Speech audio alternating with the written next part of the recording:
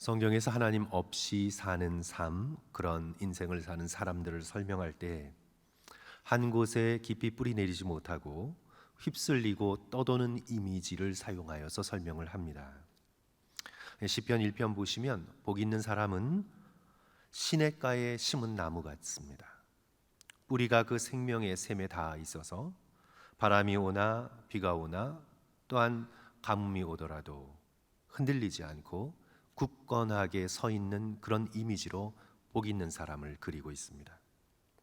반면에 악인들은 그렇지 않으며 오직 바람에 나는 뭐와 같다고요? 겨와 같도다. 정처 없이 뿌리 없이 외부의 환경에 의해 쉽게 지배받고 이리저리 휩쓸리는 그런 이미지로 하나님 없이 사는 삶을 그리고 있습니다. 예레미야 13장 24절도 보시면 악을 행하는 자들에 대한 심판의 말씀을 전하면서 그러므로 내가 그들을 사막 바람에 불려가는 검불같이 흩으리로다. 검불, 지푸라기죠. 마른 지푸라기가 그냥 정처 없이 흘러가는 그런 모습입니다. 한 곳에 뿌리 내리지 못하고 이리저리 외부의 환경에 따라 떠도는 그런 모습으로 그려지고 있습니다. 좌로나 우로나 치우치지 않는다는 표현도 마찬가지로 해석할 수 있습니다. 길을 걸으면서 이곳저곳 이리 기웃 저리 기웃 목적 의식 없이 오락가락 정처 없이 걸어가는 것이 아니라 정도를 걸으며 곧바로 올바른 길을 걸음을 걸어나가는 모습, 그렇게 의인과 악인을 비교하고 있는 것을 우리는 보게 됩니다.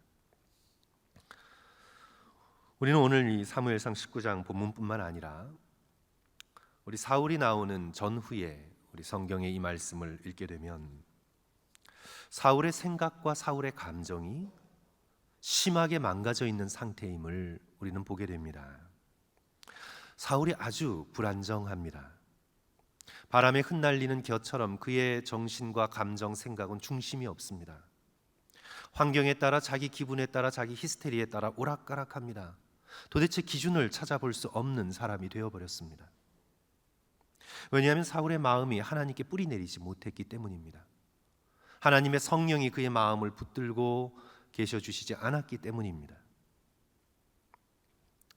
우리는 이 시대를 살아가면서 중립성에 대한 환상을 가지고 있는데 나는 중립이다. 이것도 저것도 아니라 나는 중립이다. 이 중립성에 대한 환상을 가지고 있는데 사실 이 중립, 특별히 우리의 영혼, 마음을 생각할 때 이 중립성은 불가능한 것 같습니다. 한 철학자의 명제처럼 이것이냐 저것이냐지 둘 다를 동시에 가지고 기웃거릴 수가 없습니다. 제가 가끔씩 드는 비유지만 바다에 가만히 떠 있는 것 같지만 그래서 나는 바다에 가만히 떠 있어서 이곳 저곳으로도 가지 않는 중립이다 생각하는 것 같지만 사실은 조류 때문에 멀어져 가는 것입니다. 해안 바다에 있으면 해안가에 가까이 가는가 아니면 멀어지는가 중간이지 그것이지 중간은 없습니다. 중립이라 생각했지만 사실은 조류에 휩쓸려 멀리 떠내려가고 있는 것입니다. 마태복음 12장 보시면 예수님이 빈집의 비유를 설명해 주시는데 사람에게서 더러운 귀신이 쫓겨났습니다. 귀신이 이리저리 돌아다니다가 다시 그 사람에게로 돌아와 보니 그 사람이 텅 비어 있습니다. 그랬더니 어떻게 했습니까? 더 악한 귀신을 끌고 와서 다시 차지해 버렸습니다. 우리 인간의 영혼은 완전하게 비어 있는 중립이라는 것이 없습니다. 반드시 무엇으로 채워져 있어야 합니다. 믿음으로 채워지든지 세상 것들에 대한 욕심, 허무, 절망, 상처 등으로 채워지든지 성령으로 충만하든지 아니면 이 세상의 것들로 충만하든지 그 가운데 중립은 없는 것 같습니다. 사울의 영혼을 보면 하나님의 영이 떠나가서 사울이 중립이 되지 않았습니다.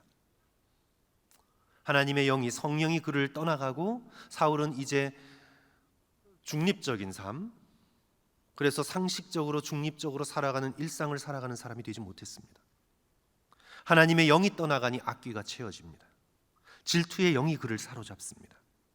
그래서 사울의 영혼은 굉장히 불안정합니다.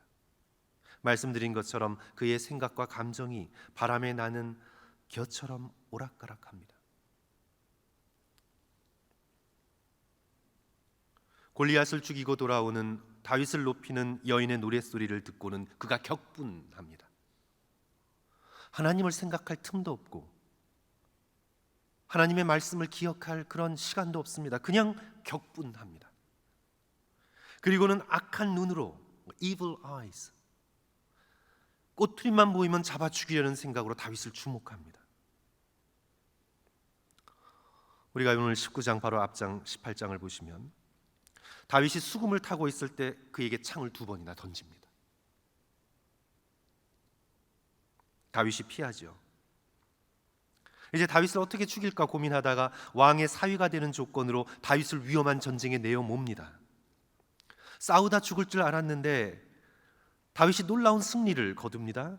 이제 이렇게 교묘한 방법으로 다윗을 제거하지 못하자 오늘 본문 보시면 아예 공개적으로 자신의 부하들에게 다윗을 죽이라고 명령합니다. 이게 1절 말씀이죠. 사울이 그의 아들 요나단과 그의 모든 신하에게 어떻게 해요? 다윗을 죽이라고 말하였더니. 그러다 오늘 본문에서 요나단이 다윗을 변호하여 옳은 말을 하니까 이제 그 죽이라는 명령을 당장 또 취소합니다. 그리고는 조금 있다가 읽어보시면 다윗이 다시 수금을 켜고 있는데 이번에는 단창을 들어 그에게 던집니다. 도무지 정신없이 악한 영에 붙들려 오락가락 왔다 갔다 합니다. 이제 나중에 보시면 사울이 다윗을 죽이려고 추격하다가 광야에서 잠들었을 때 그런 잠든 사울을 발견하고 다윗이 다가가 죽일 수 있었는데 죽이지 않고 옷자락만 베지요. 이제 그 사실을 깨닫고는 사울이 어떻게 합니까? 사무엘상 24장 16절 17절 다윗이 사울에게 이같이 말하기를 마침에 사울이 이르되 내 아들 다윗아 이것이 내 목소리냐 하고 소리 높여 울며 다윗에게 이르되 나는 너를 학대하되 너는 나를 선대하니 너는 나보다 의롭도다. 사울의 정신 상태가 극도로 불안정합니다. 질투에 사로잡혀 죽이려 했다가 내 아들아 라고 부르다가 불같이 화냈다가 어느 순간 울며 통곡했다가 그의 정신 상태가 뿌리 없이 감정이 이끄는 대로 순간적인 기분이 이끄는 대로 휘둘릅니다. 악한 영에 휘둘려 바람에 나는 겨처럼 이리 갔다 저리 갔다 하나님께 뿌리 내리지 못하는 비극적인 인간의 영혼의 모습을 우리는 사울에게서 보게 됩니다. 하나님의 성령이 떠나가면 그래서 중심 없는 삶을 살면 이렇게 오락가락 바람에 나는 겨처럼 뿌리 없이 정처 없이 휘둘리는 가련한 영혼이 된다는 것을 우리는 사울을 지켜보면서 깨닫게 됩니다. 반면에 성도 여러분, 다윗은 어떻습니까? 오늘 요나단의 변호에 다윗이 어떤 삶을 살아가고 있는지가 잘 나타납니다. 4절 보시면 요나단이 그의 아버지 사울에게 다윗을 칭찬하여 이르되 원하건대 왕은 신하 다윗에게 범죄하지 마옵소서. 그는 왕께 득죄하지 아니하였고 그가 왕께 행한 일은 심히 선함이니이다. 다윗은 범죄하지 않았습니다. 왕이 악한데도 선한 일을 행했습니다.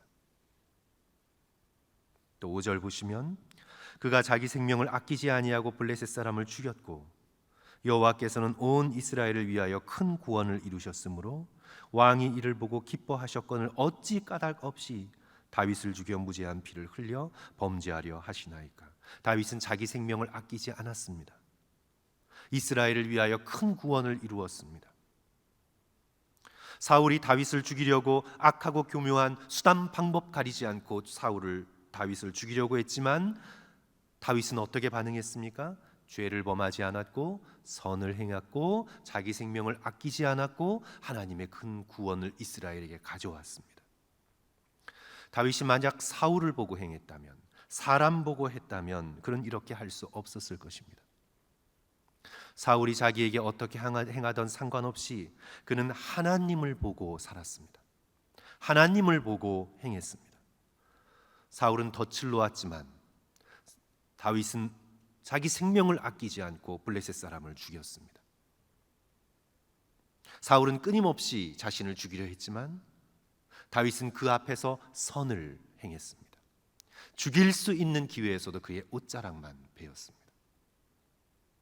다윗은 사람 보고 인생을 살아간 것이 아니라 하나님 앞에서 선한 인생을 살아가고자 노력했습니다. 다윗의 삶의 기준은 하나님이셨습니다. 그는 진리의 하나님께 깊이 뿌리를 내리고 있었습니다. 하나님께 뿌리를 내리고 있었기 때문에 그의 인생은 선한 열매로 가득합니다. 사울은 정반대입니다. 사람의 박수 소리에 휘둘리고 질투에 사로잡히고 자신의 기분에 휘둘리고 악한 영에 끌려다닙니다. 아주 불안정합니다. 사울은 감정의 노예입니다. 바람에 흩날리는 겨처럼 왔다 갔다 합니다. 그러나 다윗은 진리 되신 하나님 한 분 앞에 깊이 뿌리 내리는 흔들리지 않는 든든한 삶을 살아내고 있는 것을 우리는 보게 됩니다. 우리 성도들께서도 그러시겠지만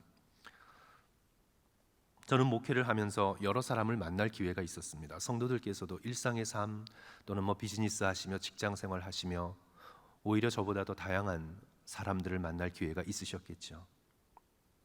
제가 목회를 하면서 여러 사람들을 만날 기회가 있었는데 쭉 사람들을 지켜보면서 결국에는 어떤 사람이 마음에 드냐 하면요, 사람 앞에서 사람이 보는 면전에서 잘하는 사람보다 사람이 보던 보지 않던, 사람이 인정해주던 인정해주지 않던 한결같은 사람, 하나님 앞에서 성실한 사람, 하나님 앞에 자기 자신의 절대 기준이 있어서 사람이 보든 말든 그 절대 기준에 성실하고 한결같은 사람, 제가 그런 사람들을 보니까요, 결국에는 사람들의 인정도 받아요. 결국에는 사람에게 그 순간 잘 보이기 위해서 그 앞에서 막 싹싹한 것 같지만 돌아서면 그렇지 않은 사람들, 성도 여러분 주변에 보면 꽤 많이 있습니다. 보는 곳에서만 일하는 척하고 보지 않는 것 같으면 불성실하고, 그런데 우리가 성경을 통해 보고 또 우리의 경험을 통해 볼 때 결국 인정받고 시간이 걸려도 결국 인정받고 존경받고 칭찬받는 사람은요, 한결같은 사람, 성실한 사람, 사람이 어떻게 반응하든 항상 친절한 사람, 하나님 앞에 언제나 자기의 할 일을 해나가는, 기분에 상관없이 느낌에 상관없이 하나님께서 내게 주신 일을 해나가고자 헌신하며 충성하는 사람들, 상황이 아무리 바뀌어도 굳건히 서 있는 요셉 같은 사람들, 모세 같은 사람들, 다윗 같은 그런 사람들, 하나님께 깊이 뿌리 내려 든든히 자신의 인생을 살아가는 사람들, 그런 사람들이 결국 인정받고 칭찬받고 의인의 삶 가운데 드는 것을 우리는 보게 됩니다.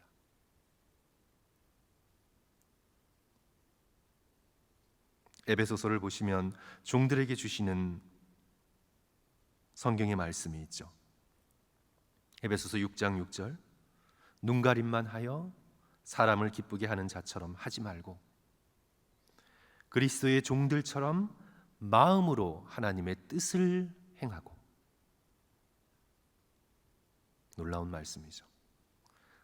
사람이 자신의 삶과 행동의 기준이 아니라 하나님을 바라보고 하나님 앞에서 한결같을 수 있고 성실할 수 있고 충성스럽게 살아갈 수 있는 사람, 그런 사람이 진정으로 하나님 앞에 인정받는 아름다운 사람임을 우리는 깨닫게 됩니다.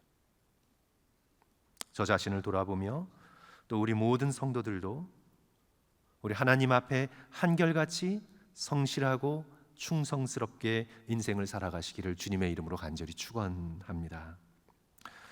오늘 사울의 이 바람에 나는 겨와 같이 불안정한 모습, 반면에 하나님께 깊이 뿌리 내린 다윗의 이 한결같은 모습을 보면서 성도 여러분, 자신에 대해서 질문해 보십시오.